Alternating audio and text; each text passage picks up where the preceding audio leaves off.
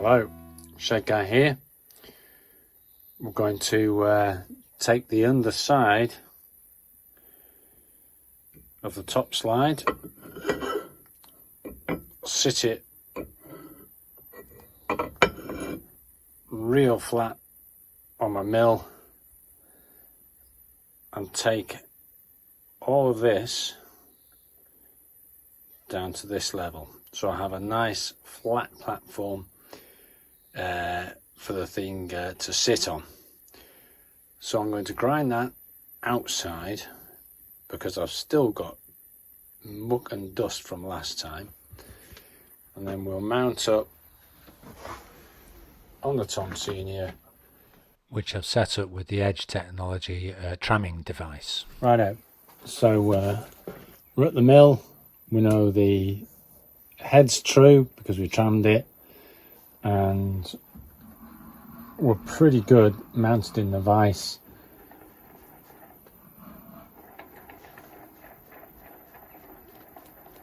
I've taken the angle grinder, taken the central boss off, and now I'm just going to work my way till I get down to this plane here.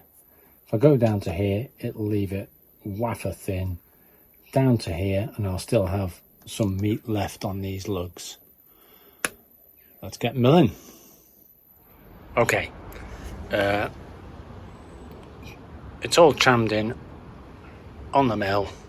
This will go back pretty much where it was, but we've hammered it with the angle grinder outside so that we don't fill the place with dust, and we get it done a bit quicker. We're getting there now. We've got a face mill going on, and I've blued off the top.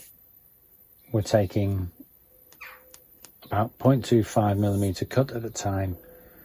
We're going to deck this.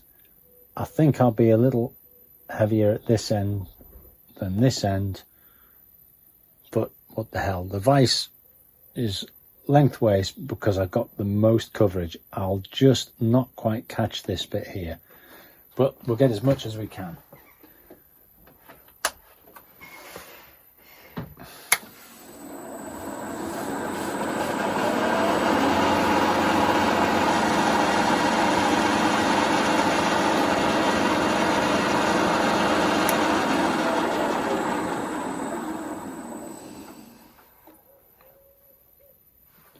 So we've come along and we can really inspect the cut, see what's going on. Right, didn't do too bad. We've probably taken about a little bit more off this end than this end. We can just see a bit of the dicam there, but it was cleaning here, so maybe that wasn't perfectly true. So I'm going to call it snuff on this, do a spring pass, and then polish that surface. All right, so I've hit this now with a bit of I've hit it with a diamond lapping plate, 2 grits, then some 320 grit, and that's pretty good, pretty flat. There's a few areas here and here, just where the cutter was coming on and off, and there's an area around here where it got a bit of chatter as it went over the hole, but by and large, flat enough. Right, next. Okay, so we've decked the base under here. Now we're going to lop off the hump and this boss,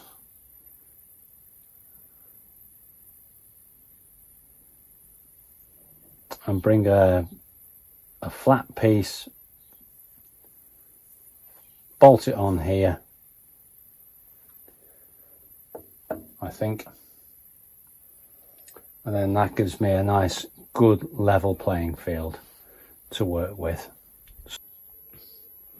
Okay, so first off, we've done the angle grinder outside. I'm not filling this place with dust again.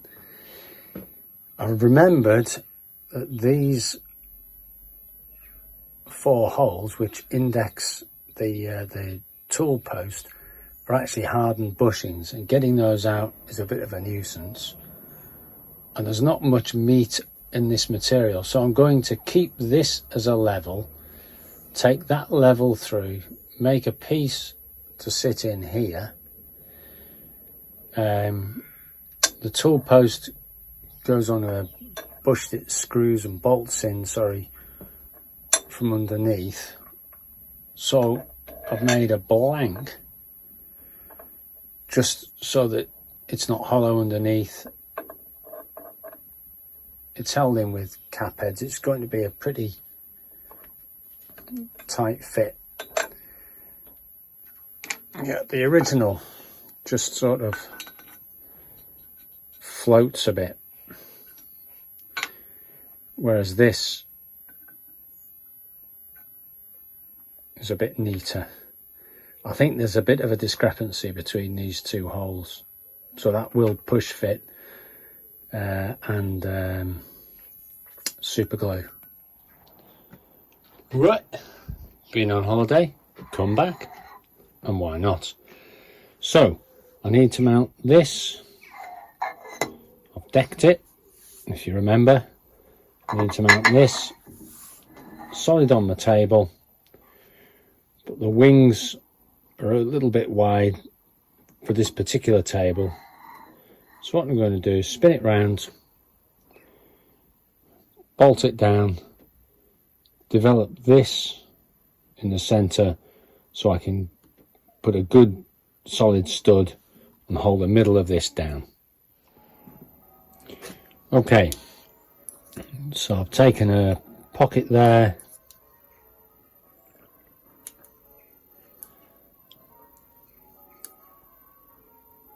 to about 15 millimeters. Right at the back there was a hole from the original construction, so I've just bottomed that so that we've got a nice flat platform to clamp onto.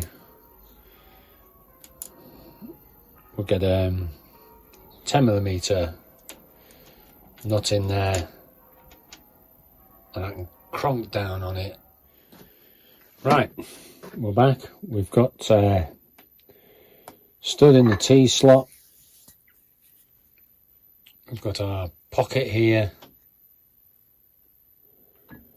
so that we can set that table down nice and flat. Made a washer with a bit of a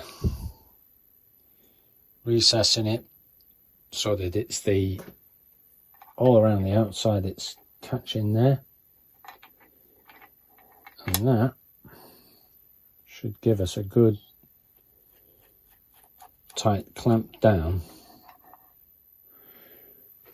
Okay, we've got a couple of 3-in-1 blocks, and we're going to grunch down on that now. Okay, so that's good and solid. I'll put some little toe clamps on here and I'll stop this thing from spinning. Things are progressing along.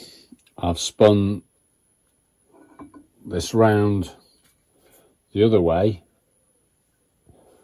so that when I mount the top part I can get at these screws. I'm going to put this top part back on and then dress it down.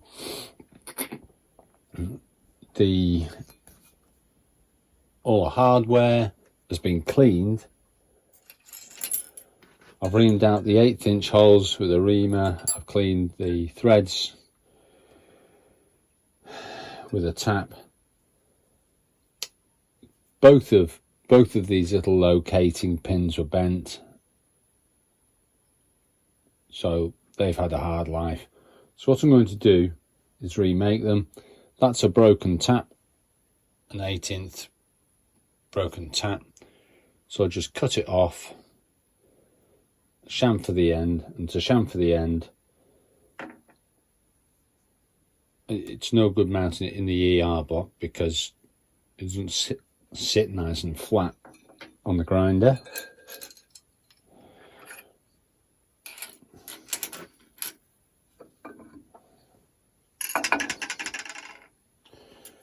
So I'm mounting in a 5C collet block, and I'll just grind the end off. I'll plug in the Dremel, cut that off.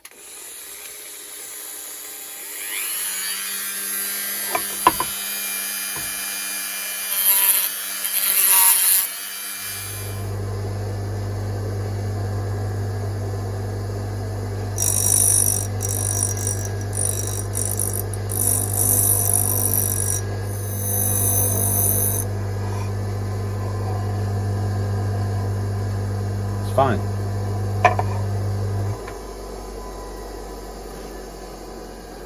Winning.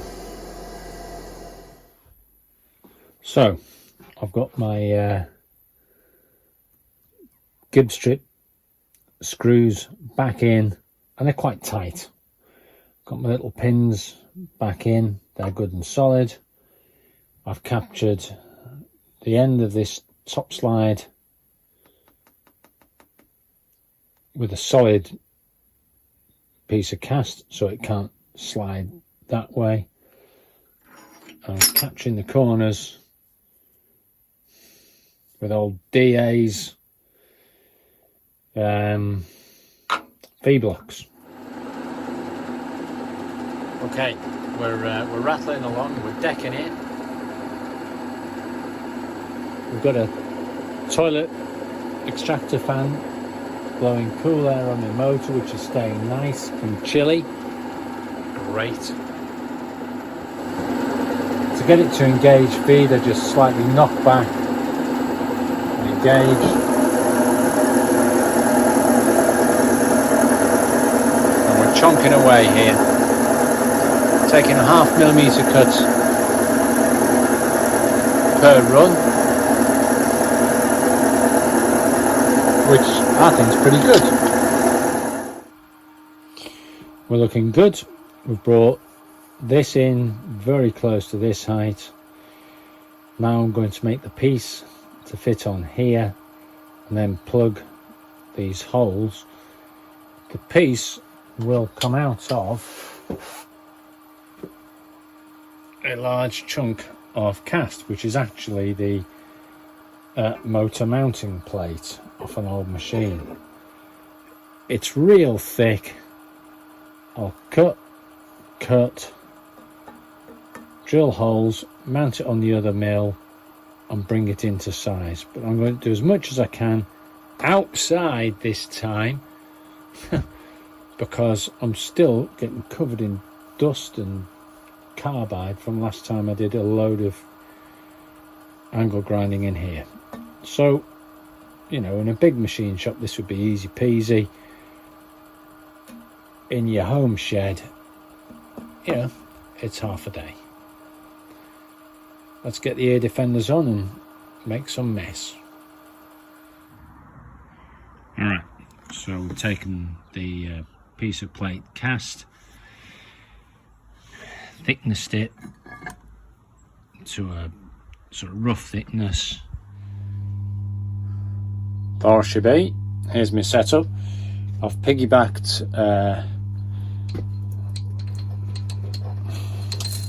a table on top of my drill press. I'm going to just peck away. We haven't got a drawbar on the drill, so I'll just peck away. I've set a stop here. But if I just keep chonking away, I'll get there. It's Bobco 7/8 wheels. It's pretty robust. Say that, it's throwing it around a bit. There she be. we are at the Tom Senior E-Speed mill doing exactly the same thing. So who knew, hey? The mill just so much more rigid, so much more capable of hogging through this material. So the drill wasn't the way to go, even though that's a big drill press. This little Tom Senior is doing a lovely job. So I've just got to whittle this down. I'm still going to peck at it and then deck it. Wunderbar. So we're getting flatter. I'll flip this piece upside down, mounted it on 4 corners so that it's a bit flatter to the table. And now I'm just going to finish back off on the areas where I haven't covered because it was clamped. So I'll machine here, here, here and here. Then this side should be pretty flat. Then I'll flip it again and start getting an accurate thickness. So after about a solid day of fiddling, we've now got quite a good flat piece of stock ready to square up. So I've mounted a milling block up on the Tom Senior E-Speed, and we'll square that up.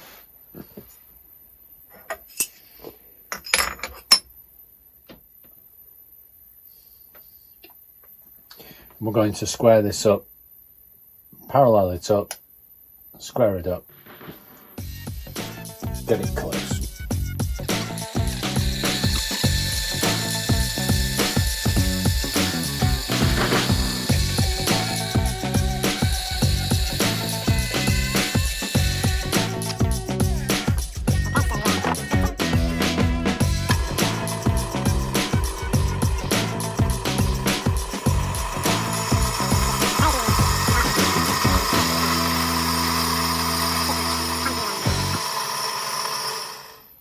Alrighty, so next up we're going to make our piece of cast iron stock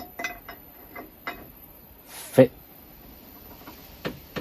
on this plane here. So the first thing we've got to do is measure the diameter of this boss. I can't machine that down because there's hardened inserts in there. So what I'll actually do is I'll fill those with cast iron plugs, set this on the top, and then machine it all down after that. So first thing I need is a diameter,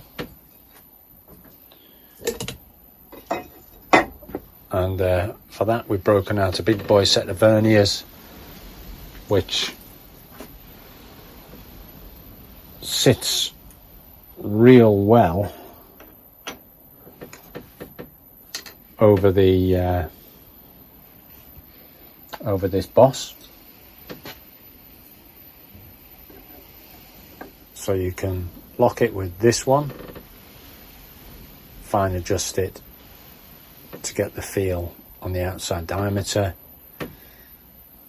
Absolutely lovely thing. There's a little picture, it tells you it's an outside diameter, and somewhere on here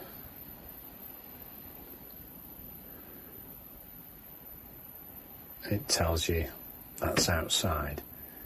And if you flip it, you've got a vernier on the other side for an inside diameter. I'm going to measure the distance from here to here, just so I've got a rough idea. I'll use a planer gauge, take the setting stop off, and now I can set that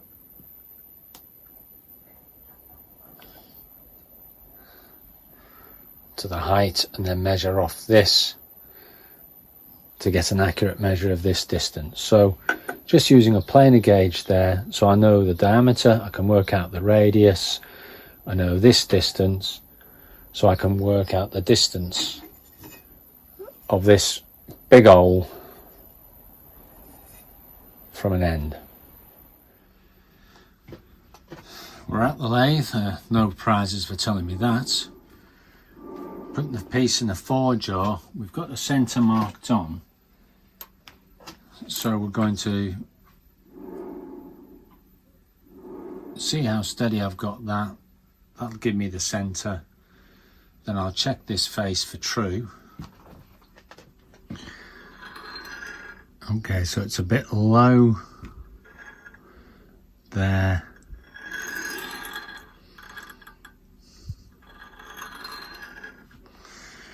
To be honest, it's not bad. Right, well, let's just give it a little slow go.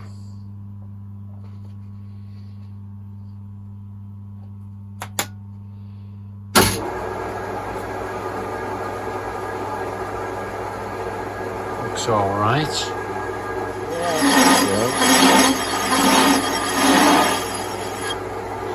Okay, so he's through. So we're getting to decent size. I'm going for boring bar now. So we're putting a 70,000th cut on. That's 140 off the diameter.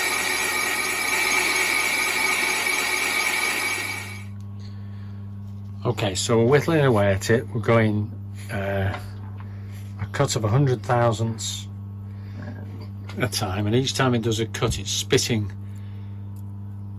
a ring out. So let's see if it spits a ring out this time.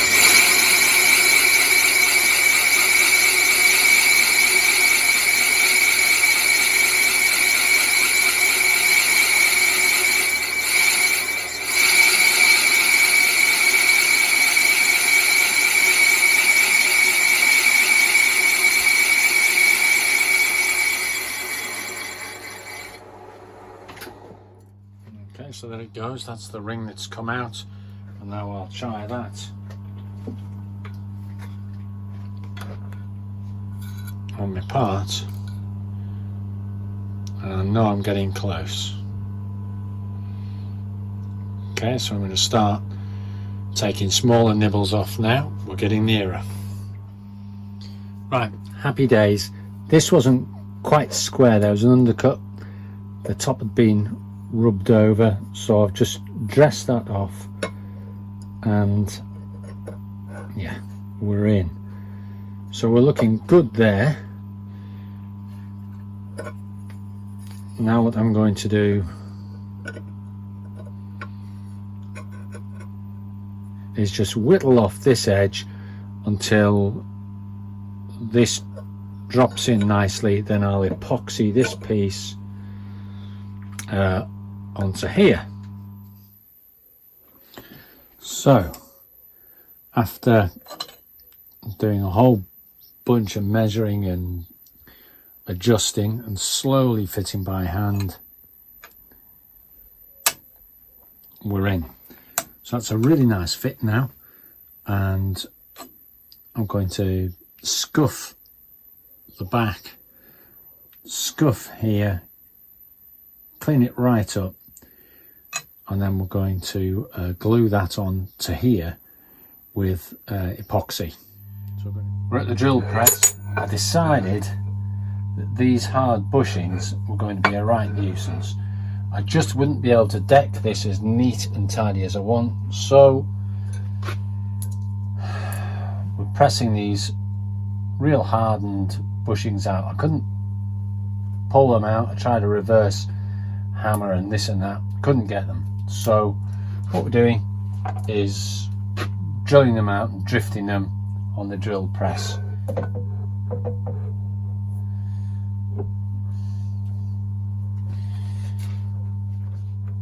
So we're now centered on the top of that bushing.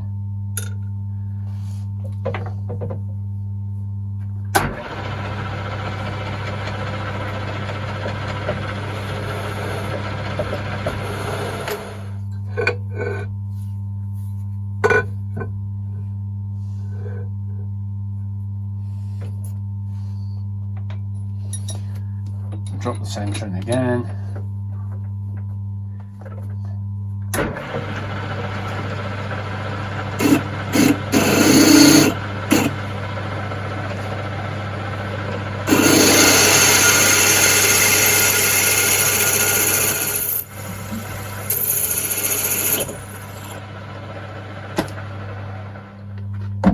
Okay, so that was 8.1mm drill, and I'm not hammering heavy on this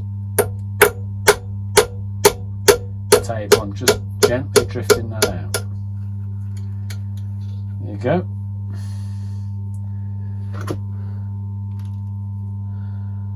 Larry B, hardened steel.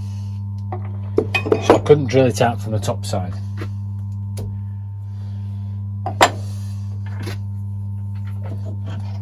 Didn't put that in tight. I haven't got a tang on here.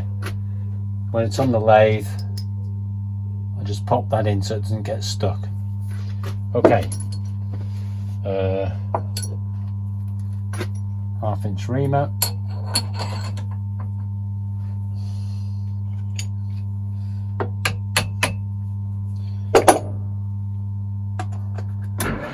Way too fast.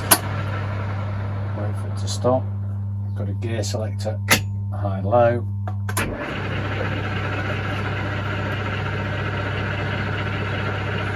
Okay, so I'll ream all 4 holes, then I'm going to make some plugs.